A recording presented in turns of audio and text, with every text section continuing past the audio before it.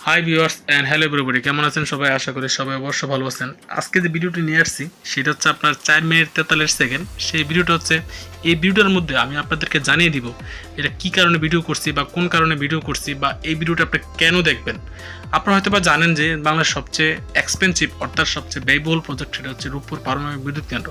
সেটা হচ্ছে রাজশাহী বিভাগের মধ্যে পাবনা জেলার মধ্যে ঈশ্বরদী উপজেলার মধ্যে রূপপুর নামক যে গ্রামটি আছে, অর্থাৎ রূপপুর যে গ্রামটির ভিতরে সেটা অবস্থিত। আর আপনারা যে দেখতে পাচ্ছেন এখানে আমার সামনে যে রাশিয়ান অর্থাৎ বিভিন্ন যে শপগুলো আছে, যে সামনের দিক থেকে রাশিয়ান যাচ্ছে, আমার সামনে যদি দেখা গেছে বাঙালি যদি 5 জন পড়ে, রাশিয়ান পড়বে 10 জন অথবা 15 জন, বা 2 জন যদি বাঙালি পড়ে তাহলে হচ্ছে 5 থেকে 10 জন পড়বে রাশিয়ান। সেটা হচ্ছে গ্রিন সিটি, অর্থাৎ গ্রিন সিটি বাংলাদেশের হচ্ছে মিনি রাশিয়া বলে, যেটা মানে এই যে লোকেশনটা হচ্ছে আপনার এই চরশাহাপুরের ভিতরে, সেটা হচ্ছে আপনার গ্রিন সিটি অর্থাৎ মিনি রাশিয়া বলে। রূপপুর পারমাণবিক বিদ্যুৎ কেন্দ্রে যারা স্পেশালিস্ট আছে রাশিয়া থেকে এবং কাজাকিস্তান থেকে এবং বেলারুশ থেকে, যারা স্পেশালিস্ট আছে তাদেরকে তারা ভিতরে কাজ করে, এবং তাদের যে আবাসিক স্থলটা সেটা হচ্ছে এই যে আপনারা বিল্ডিংটা দেখতে পাচ্ছেন, ওই বিল্ডিংগুলোর ভিতরে ওই রাশিয়ানরা অবস্থান করে এবং থাকে। তাদের বাচ্চা কাচ্চা নিয়েও থাকে, তাদের ওয়াইফকে নিয়ে থাকে, কারো হাজবেন্ড নিয়ে থাকে। আপনি যদি এই জায়গায় আসেন, যে চরশাহাপুর যেই আপনার মিনি রাশিয়া যেখানে বলে, যদি আপনি এই জায়গায় আসেন সেখানে আপনি বুঝতেই পারবেন না যেটা কি আমি বাংলাদেশে আছি নাকি রাশিয়ার মধ্যে আছি। এখানে আপনি আশেপাশে যে শপগুলো দেখতে পাচ্ছেন, মোল্লা শপ, আপনার এই শপের নিচে উপরে ইংলিশ লেখা, নিচে কিন্তু আপনার ঠিকই একদম রাশিয়ান লেখা, এবং আশেপাশে যে গাড়িগুলো দেখতে পাচ্ছেন সবগুলো কিন্তু আপনার রাশিয়ানদের। এই যে আপনি দেখতে পাচ্ছেন সামনে হেলদি ফুড রেস্টুরেন্ট, ঠিক বরাবর নিচেই কিন্তু আপনার রাশিয়ানদের লেখা। ওই পাশে রোজ ডাইন, এটা নিচেই কিন্তু আপনার রাশিয়ানদের লেখা। অর্থাৎ যতগুলো দোকানপাট এবং গাড়িগুলো আছে সবগুলোই কিন্তু রাশিয়ানদের। অর্থাৎ এখানে যারা স্পেশালিস্ট আছে রূপপুর পারমাণবিক বিদ্যুৎ কেন্দ্রে, তাদের সেবার জন্য কিন্তু এগুলো করা হয়েছে। অর্থাৎ টাকার বিনিময়ে তারা সেবা গ্রহণ করতে পারবে। আপনারা আমার সামনে দেখতে পাচ্ছেন যেগুলো, যে আমার ডান পাশে এবং বাম পাশে যে টেম্পোরারি যে শপগুলো, সেই সবগুলো কিন্তু রাশিয়ানদের জন্য। আপনি যদি এখানে আসেন, আসলে আপনি বুঝতে পারবেন না যে আসলে কি আপনি বাংলাদেশে আছেন নাকি রাশিয়াতে আছেন। কেন হচ্ছে যতগুলো শপ আছে সবগুলোতে রাশিয়ান লেখা, এবং হচ্ছে আপনার সামনে রাশিয়ান যাবে বা পিছনে রাশিয়ান ঘুরবে। হ্যাঁ, আপনি বোঝার কোনো কায়দাই নেই যে আসলে আমি কি বাংলাদেশে আছি নাকি রাশিয়াতে আছি। তো এখন আমরা যারা এখানে আছি, যারা আমরা কর্মরত আছি, আমরা পারমাণবিক বিদ্যুৎ কেন্দ্রে জব করি, তো ওই জবের সুবাদে আমরা কিন্তু এই লোকগুলোকে দেখতে পাচ্ছি এবং এই সবগুলোকে দেখতে পাচ্ছি, এবং তাদের সাথে যে কুশলাদি বিনিময় ওইগুলো কিন্তু আমরা করতে পারতেছি।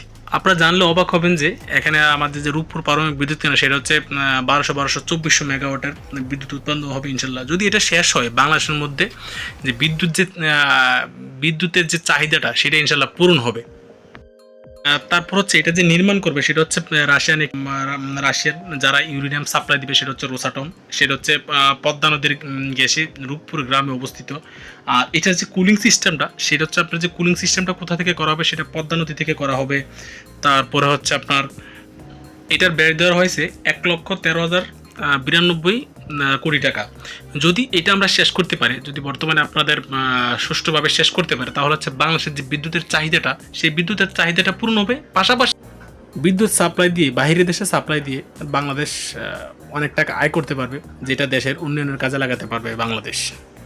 আপনারা জানলে আরও অবাক হবেন যে আমরা উইকিপিডিয়া থেকে জানছি 1961 সালে প্রথম পারমাণবিক বিদ্যুৎ কেন্দ্র নির্মাণের উদ্যোগ গ্রহণ করা হয়, যেটা 1962 সালে পাবনা জেলাকে ঈশ্বরদী থানার পদ্মা নদীর পার্শ্ববর্তী রূপপুরকে পারমাণবিক বিদ্যুৎ কেন্দ্রের স্থান হিসেবে নির্বাচন করা। এই প্রকল্পের জন্য 260 একর এবং আবাসিক এলাকার জন্য 32 একর জমি অধিগ্রহণ করা হয়। 1968 সালের মধ্যে ভূমি উন্নয়ন, অফিস, রেস্ট হাউস, বৈদ্যুতিক উপকেন্দ্র ও কিছু আবাসিক ইউনিটের নির্মাণ কাজ আংশিক সম্পূর্ণ করা হয়।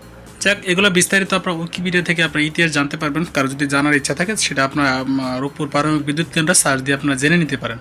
আর যদি আপনারা কেউ এখানে এসে দেখতে চান তাহলে আপনারা এসে দেখতে পারেন, তাতে কোনো সমস্যা নাই। এই ভিডিওতে আপনারা অনেক রাশিয়ান দেখছেন বা অল্প কিছু সংখ্যক দেখছেন। যদি আপনি এর চেয়ে বেশি দেখতে চান তাহলে আপনি সরাসরি চলে আসুন গ্রিন সিটিতে। আর গ্রিন সিটিতে আপনি কীভাবে আসবেন সেটা হচ্ছে আপনার রাজশাহী বিভাগের মধ্যে পাবনা জেলার মধ্যে ঈশ্বরদী উপজেলার মধ্যে চরশাহাপুর যে গ্রামটা আছে সেটাতে আপনার গ্রিন সিটি অবস্থিত, অর্থাৎ মিনি রাশিয়া অবস্থিত। আমি যেখানে দাঁড়িয়ে আছি সেটা হচ্ছে 2 নম্বর গেট।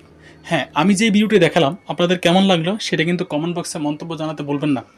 আমার যদি ভিডিওটি ভালো লাগে তাহলে কিন্তু লাইক, কমেন্ট, শেয়ার করতে বলবেন না। পরবর্তী ভিডিওর জন্য অপেক্ষা করুন। ততদিন ভালো থাকুন। টিল দেন, আল্লাহ হাফেজ।